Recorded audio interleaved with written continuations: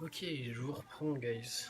Il semblerait que soit Facebook, soit le Internet a de la misère, ait de la misère.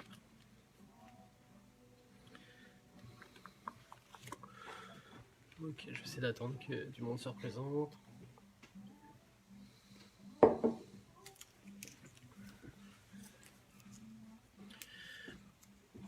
Hello Karine, bienvenue.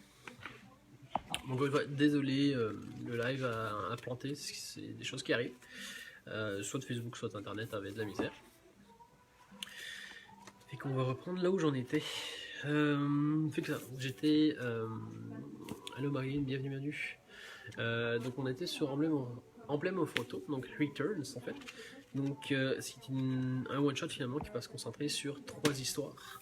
Donc on va suivre une histoire sur Aster ici, une autre sur Jagan et une autre sur Kadal, le seigneur de la sagesse pour le coup. Allo Jordan, bienvenue. Je vais essayer de ne pas vous perdre cette fois. Donc, petit one shot qui va faire écho en fait à l'ancienne Emblem of Morto, donc en 21 tomes qui a été édité par le même auteur pour le coup, donc le même groupe d'auteurs, et la nouvelle série qui est Les Héritiers de l'Emblème pour le coup, qui est encore en cours d'écriture pour le moment, qui a déjà plus d'une trentaine de volumes au Japon, et on a reçu le tome 12 il me semble il y a quelques jours. Donc, Emblem of Rito Return.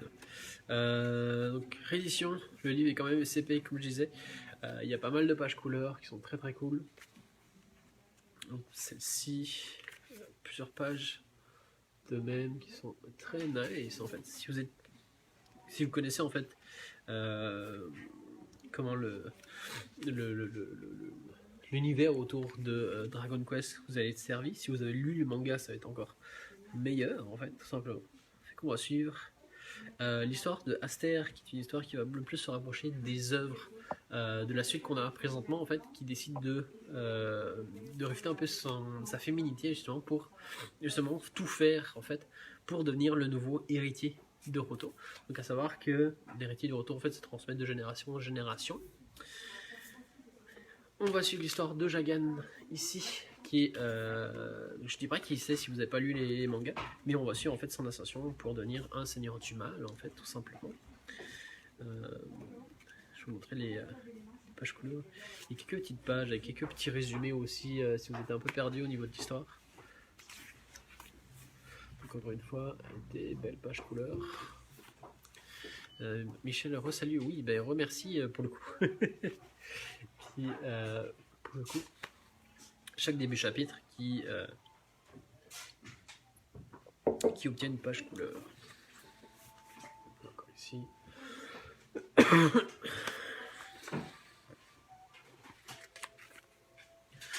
Assez spécial de les voir en couleur, ça donne un petit truc assez différent. Comme je vais montrer ici. Et pour le coup, l'histoire ici de Kadal qui a été confronté à l'avènement du dieu de la terreur en fait. Donc avant qu'il ne transmette son pouvoir au prochain seigneur de la sagesse pour le coup. Qui est un personnage, je suis content de le retrouver dans ces histoires là, puisque c'est un personnage que j'aimais vraiment beaucoup. Ici présentement. Encore une fois des magnifiques pages couleurs qui sont juste incroyables.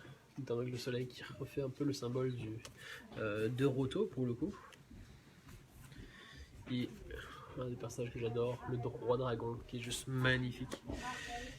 Et pour le coup, c'est ça. Donc c'est vraiment pour les personnes qui ont aimé la série, qui aiment l'univers, pour qui les jeux vidéo ne sont pas assez, savoir que c'est le même univers, mais c'est vraiment 2 histoires de sagas différentes en fait. On va voir vraiment l'histoire du jeu vidéo, avec le dessin, puis le coup de crayon de Toriyama, pour le coup, qui a contribué à plusieurs Dragon Quest. Et on va retrouver les mangas qui sont basés sur le jeu vidéo, où on retrouve certains personnages et où on va suivre nos propres, donc étalés sur 3 générations. À savoir que la quête de Dai, donc Fly pour les plus vieux, qui comme moi qui ont lu Fly justement, est le premier, et le départ en fait de cette trilogie. Après ça on embarque sur Emblem of Photo,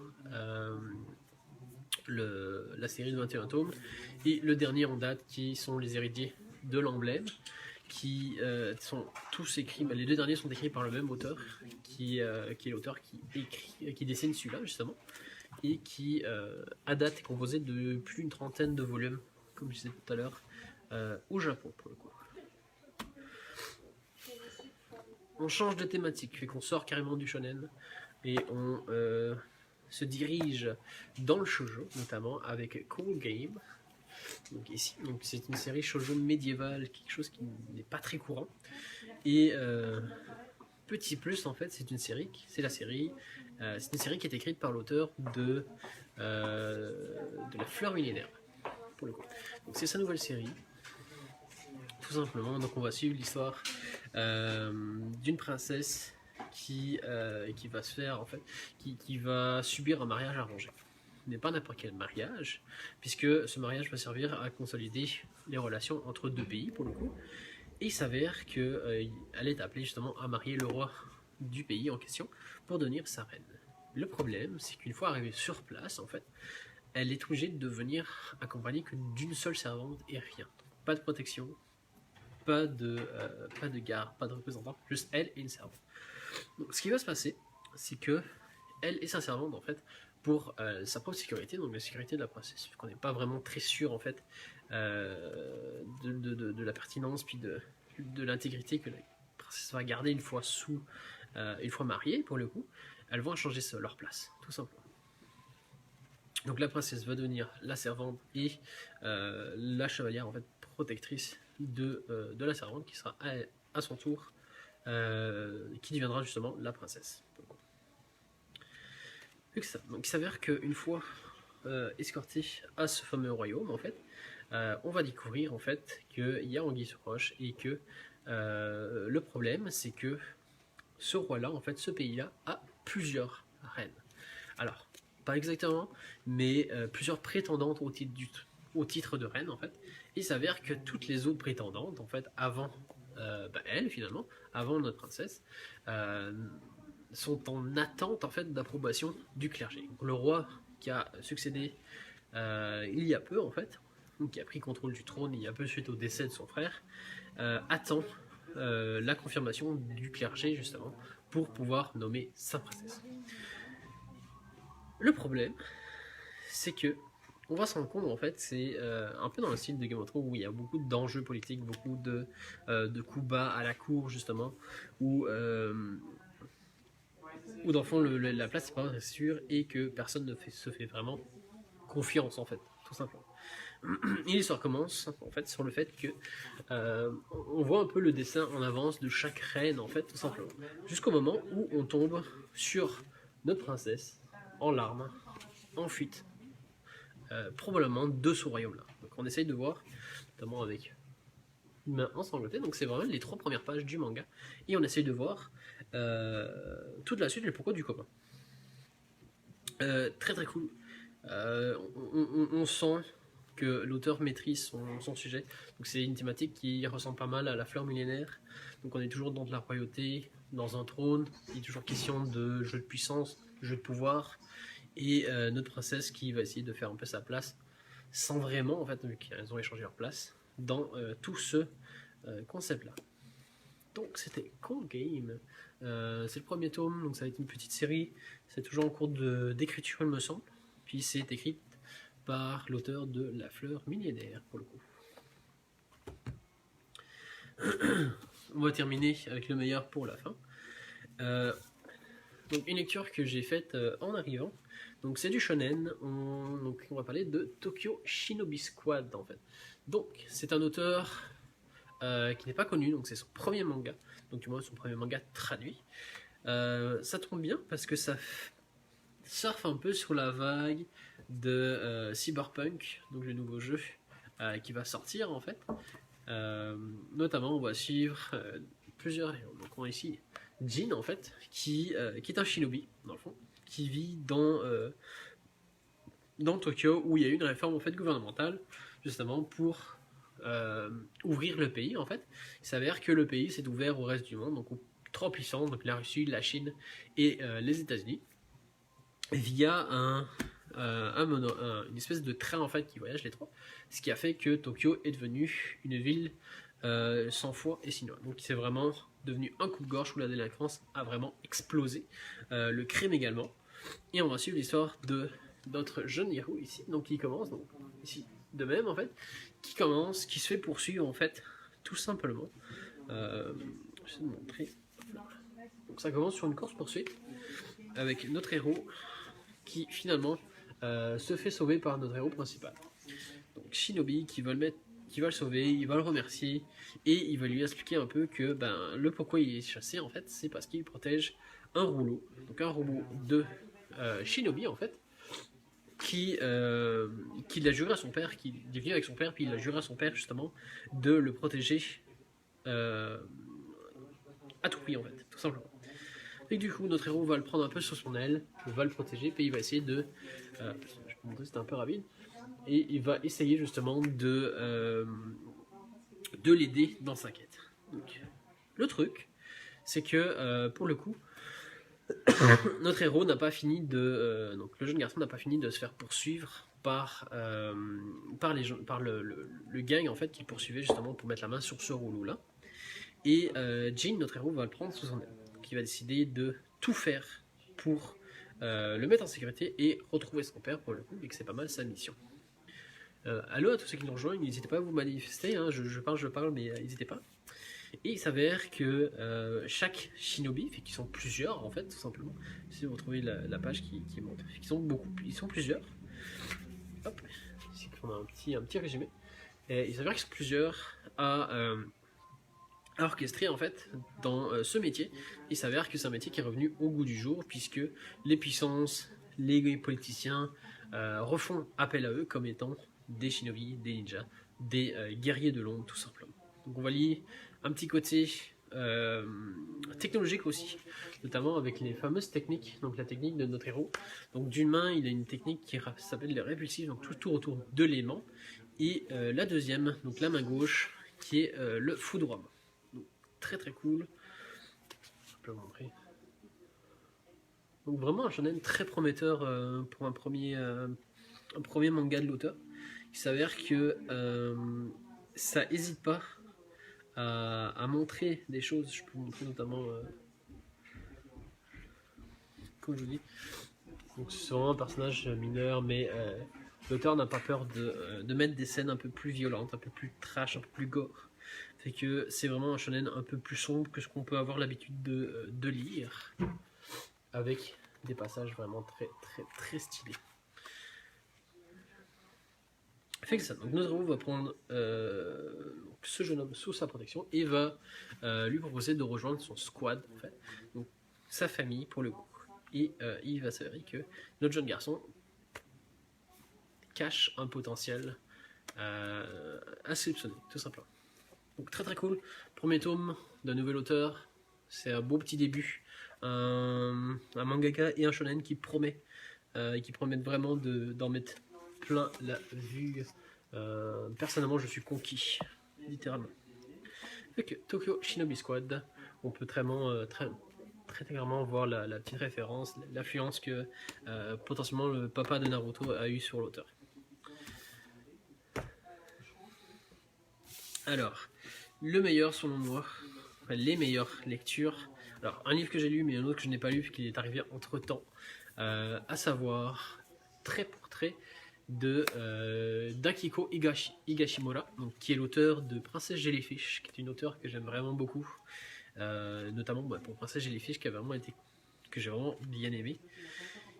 Et il s'avère que je pensais que c'était un autre manga qu'elle a fait, donc avec Tigre de Neige justement, avec une nouvelle histoire, une nouvelle œuvre finalement. Et il s'avère que pas du tout en fait, donc c'est un manga autobiographique en fait en 5 tomes. Donc c'est trait pour trait, tais-toi et dessine, qui est très très cool, fait qu'on va revivre en fait toute l'adolescence, toute l'enfance, toute la carrière de l'auteur. Et on va voir en fait d'où elle vient, comment elle est arrivée au stade de mangaka vraiment réputé, puisque Princesse Jellyfish c'est vraiment très très connu au Japon. Probablement une de ses séries les plus connues ici aussi en français pour le coup. Donc ça, on commence avec une première page avec justement l'auteur qui explique comme quoi elle vit seule, divorcée, reclus un peu à la campagne, donc, pas à la campagne mais proche de la mer plutôt, avec son enfant en bas âge, tout simplement. On va vraiment suivre en fait ces années, ces débuts d'année en fait de décembre, parce qu'elle a vraiment décidé à vouloir faire une école de beaux-arts, puis du moins entrer dans ce domaine-là. Et il s'avère que son amie, je sais si vous la retrouvez, cette amie qui est ici en fait se trouve elle-même en apprentissage dans une école de dessin, mais qui s'avère que cette école est un peu spéciale en fait. Il s'avère que cette école-là en fait est c'est juste tellement drôle, et enseigné justement par ce professeur-là, qui a la tendance à être vraiment assez caractériel, assez violent, assez cru dans tout ce qu'il dit. Le truc, c'est que cette école-là n'est pas vraiment censée exister, fait qu'il fait ça vraiment plus à titre bénévolement. Et on va suivre en fait toutes les personnes qui vont assister à ce cours-là. Donc on a un vieux monsieur ici, tout simplement. On a un peu plus loin des enfants. Donc dans le fond, il fait vraiment aucune distinction. C'est vraiment son caractère. Puis il veut vraiment l'excellence à l'état pur. Donc Michel qui nous dit une autobiographie quoi. Oui, exactement. Donc c'est vraiment toute son autobiographie, mais avec l'humour qu'on lui connaît.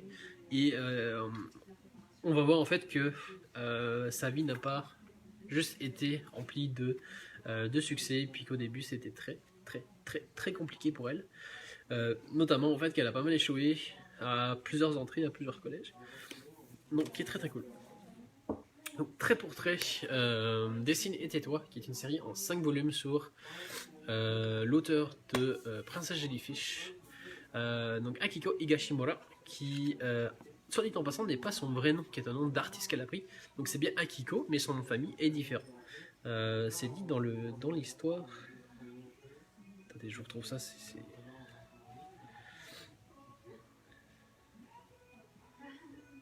Qui est Ayashi, justement. Donc c'est ça. Pseudonyme, un nom de plume pour le coup. Dans la même foulée, on a reçu, donc je ne l'ai pas lu, mais je comptais vraiment comme vous le présenter vu que c'est sorti en même temps, probablement qu'on va en reparler la semaine prochaine, qui est Tokyo Tarareba Girl en fait, qui est une autre série sur laquelle elle travaillait il y a peu, donc en parallèle à Tigre des Neiges qui est toujours en comparaison, qui va bientôt se terminer by the way, qui est une série un peu plus mature, fait qu'on est plus sur du josei pour le coup. On va suivre l'histoire de ces trois demoiselles-là, en fait, qui essayent un peu de sortir des codes de la société japonaise, où elles essaient vraiment d'échapper en fait un peu à ce casage, en fait, à ce formatage du fait que il faut se caser, il faut se marier, et il faut faire des enfants. La femme reste à la maison, le mari rapporte de l'argent, et c'est la femme qui gère cet argent. C'est quoi suivre l'histoire de ces trois demoiselles qui, précédemment de ces demoiselles là, qui décident en fait de faire un peu tout ce qu'elle veut en fait. Elle se sent indépendante, elle veut être indépendante absolument. Et on va la suivre en fond qui, elle a déjà plus de la trentaine et elle se rend compte en fait que elle n'est nulle part dans la vie tout simplement. Puis qu'elle va essayer d'y remédier. Donc tous les soirs ou presque, elle sort souvent en boîte, elle sort souvent au bar justement avec ses amis. Puis ses amis sont un peu dans le même style. Elle se rend compte très vite qu'elle est loin. Elle n'est nulle part dans la vie, fait qu'elle va essayer de changer tout ça et d'avancer en fait tout simplement. Donc je vous en reparlerai un peu plus, j'ai vraiment juste lu l'extrait pour le coup, mais je trouvais ça important de le présenter en même temps que trait pour trait, donc c'était une sortie simultanée pour le coup des deux séries. Donc lui édité chez Akata par exemple, et lui édité chez Lézardin, fait que lui est un peu plus cher, donc dans le même ordre de prix que Tigre Neige pour le coup, le même format aussi. Il sera une petite série aussi. Donc c'était Tokyo Tarareba Girl que je vous représenterai tout en détail la semaine prochaine, sans fou pour le coup. Donc voilà qui conclut pas mal les sorties d'aujourd'hui, de cette semaine pour le coup. Plein de trucs intéressants. J'ai même peur en fait pour ma bibliothèque. Si je devais choisir un top 3, je vous dirais c'est vraiment trait pour trait qui est très cool en numéro 3, même en numéro, je sais pas, tome 3, allez, je vous dirais. Comme j'ai vraiment apprécié Mashima Hiro, Emblem Roto que j'attendais vraiment beaucoup, et Trait pour Trait qui a été la grosse surprise de cette semaine, qui sans aucun doute finira dans mes bibliothèques personnelles. Donc voilà qui conclut le live de cette semaine. On se retrouve mardi pour un live, donc ça va être Amélie qui va vous le présenter. Si vous intéresse, tout est sur Facebook, n'hésitez pas à foncer. On va parler des coups de cœur qui nous ont touchés ces derniers temps. Et puis nous on se retrouve pour ceux qui veulent juste suivre les nouveautés jeudi prochain pour un nouveau live autour des sorties qui sont sorties ici au Québec. Sur ce, prenez soin de vous, faites attention et à la semaine prochaine.